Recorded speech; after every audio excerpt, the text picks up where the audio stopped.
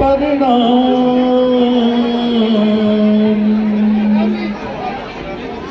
कीट न जाने भृंग को,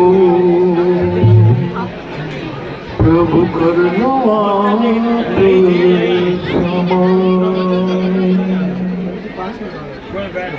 त्रिलोकीनाथ महाप्रभु श्री नंदी निवासी भगवान जी के पावन श्री चरणों में कोटि कोटि नमन वंदन अर्चन।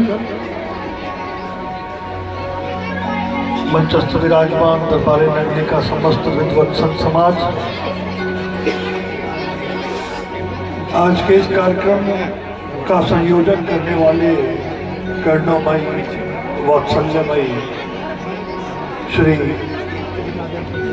संत धर्म प्रेमानंद जी महाराज जी और गुरुदेव के पावन चरणों में उपस्थित गुरुदेव की परम प्यारी साध संगत जी, मुझे लगता है कि आज शांति से बैठिए, सत्संग हो रहा है। मुझे लगता है कि आज सत्संग का माहौल नहीं है, सभी आनंद में है। जो बोल सेवा करें, भजन संकीर्तन अभी बहुत सुंदर हमने सुना।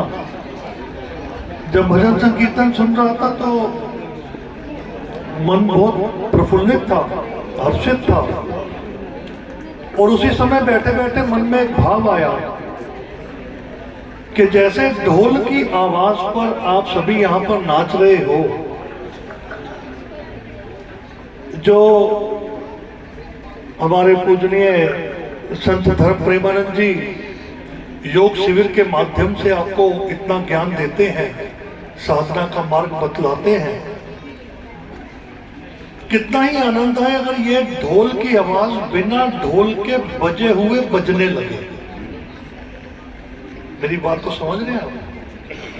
कितना आनंद आए कि इसी प्रकार ढोल, नगाड़े, मृदंग, ताशे, छैने, इन सब की आवाज आपके भीतर बजने लगे और बिना किसी बाहरी शोर के आप अंदर की धुन का आनंद लेने लग जाओ। मुझे कहा गया कि 5 मिनट में कोशिश करूंगा कि 4 मिनट में ही अपनी बात को समाप्त करूं। गुरुदेव भगवान जी का पावन प्रकाशोत्सव मनाने के लिए हम सब यहाँ बच्चे उपस्थित हुए हैं। संपूर्ण संत समाज को, आप सबको और मुझे स्वयं को भी उनके पावन प्रकाशोत्सव की अनंत कोटि शुभकामनाएं। गुरुदेव की लीलाओं के बारे में हमने बहुत सुना, बहुत पढ़ा, और उसी पावन ग्रंथ में जिसका नाम श्री स्वरूप दर्शन जी है, गुरुदेव भगवान अपने श्री मुख से बतलाते हैं कि मुझे पाने की जो 4 युक्तियां हैं, उसमें सबसे प्रथम अभ्यास, उसके पश्चात विचार, फिर ध्यान और चौथी समाधि। ये मैं नहीं कह रहा, ये गुरुदेव भगवान ने अपने श्री मुख से कहा है और श्री स्वरूप दर्शन जी में इसका उल्लेख आता है। तो कितना ये सुंदर है कि ये संत महापुरुष आपको बाहर की धुन पर भी नचवा रहे हैं और अंदर की उस धुन का भी आभास योग साधना शिविर के माध्यम से निरंतर करवाते आ रहे हैं। करत करत अभ्यास ते जड़मती होत सुजान, रसरी आवत जातते सिल पर पड़त निशान। तो अभ्यास एक ऐसी वस्तु है जो पत्थर पर भी निशान डाल सकती है, तो हमारे अंतर चित्त पर उसका निशान क्यों नहीं आएगा? ऐसा तो कदापि संभव है ही नहीं। सबका मंगल हो, सबका कल्याण हो।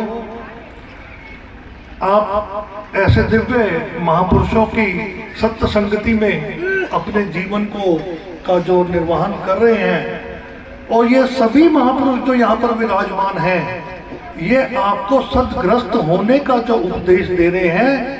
शास्त्र मतानुसार मांडुक्य उपनिषद में ये स्पष्ट उल्लेख आता है कि गुरु के मुख से निकले एक एक वचन पर पूर्ण श्रद्धा, पूर्ण निष्ठा और पूर्ण विश्वास करके जो भी मनुष्य अपने जीवन का निर्वहन करता है वह अधोगति को प्राप्त होता है। तो आप सभी को उस अधोगति तक पहुंचाने के लिए सभी समस्त हमारे बड़े हमारे सभी अर्चनीय वंदनीय पूजनीय महापुरुष जो यहाँ पर विराजमान हैं, ये जो भी हमें उपदेश देते हैं उसको अक्षर अक्ष सत्य ब्रह्म जानकर उस पर अगर हम चलते जाएंगे तो हम सबका मंगल होगा, कल्याण होगा। सर्वे भवन्तु सुखिनः, सर्वे सन्तु निरामयाः, सर्वे भद्राणि पश्यन्तु मां कश्चित् दुर्भाग् भवेत्। इसी के साथ अपनी वाणी को विराम देता हूँ।